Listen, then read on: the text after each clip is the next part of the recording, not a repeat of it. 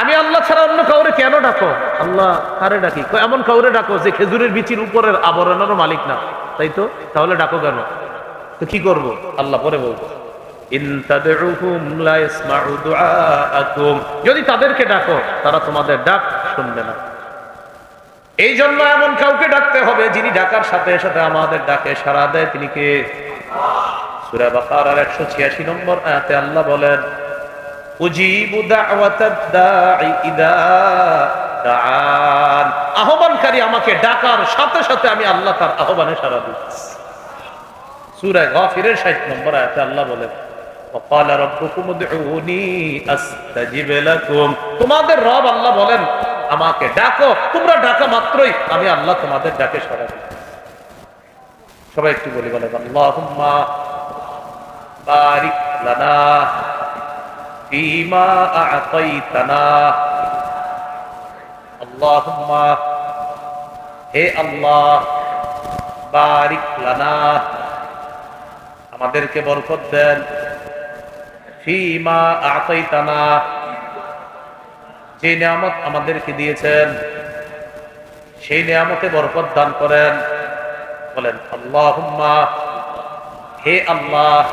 এবার বলেন, এই যে আমরা বলেন আল্লাহকে ডাকলাম, যতবার ডাকলাম ততবার আল্লাহ আমাদের ডাকে সাড়া দিছে।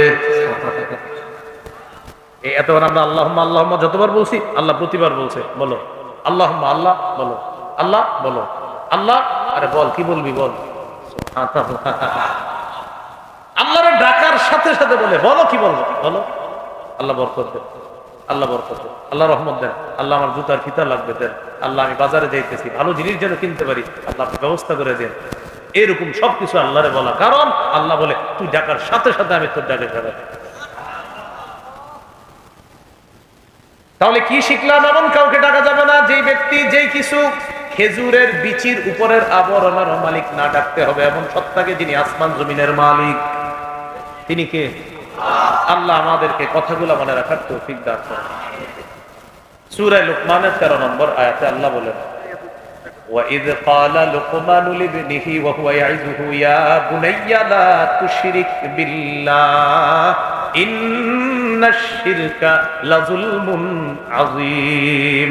লোকমান হাকিম তার সন্তানকে ওয়াজ করতে গিয়ে বললেন, হে প্রিয় সন্তান, তুমি আল্লাহর সাথে শিরিক করো না, শিরিক মহা জুলুম, শিরিক মহা জুলুম, তুমি আল্লাহর সাথে শিরিক করো। সূরা মাঈদার 72 নম্বর আয়াতে আল্লাহ বলেন, ইন্নাহু মাইয়ুশরিক বিল্লাহ